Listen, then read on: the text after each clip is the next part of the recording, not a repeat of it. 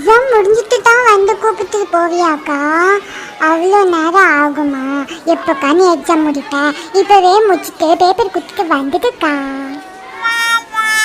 சரி தர்ஷிமா, நான் சீக்கிரமா எக்ஸாம் முடிச்சுட்டு அக்கா சீக்கிரமா உன்னை வந்து கூப்பிட்டு போகிறேன்.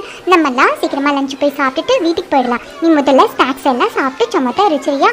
வீட்டுக்கு போனதும் நம்ம டான்ஸ் ப்ராக்டிஸ் பண்ணலாம். நான் உனக்கு டான்ஸ் சொல்லி தரேன், ஓகேவா? ஜாலி ஜாலி ஜாலி, வீட்டுக்கு போக போறே, வீட்டுக்கு போய் டான்ஸ் கற்றுக்க போறே. டம் கொடுக்கு. சரி தர்ஷினி, நீ சீக்கிரமா கிளாஸ்க்கு போ. பெல் அடிச்சிட்டாங்க, நானும் கிளாஸ்க்கு போறேன். சரியா? பாய்.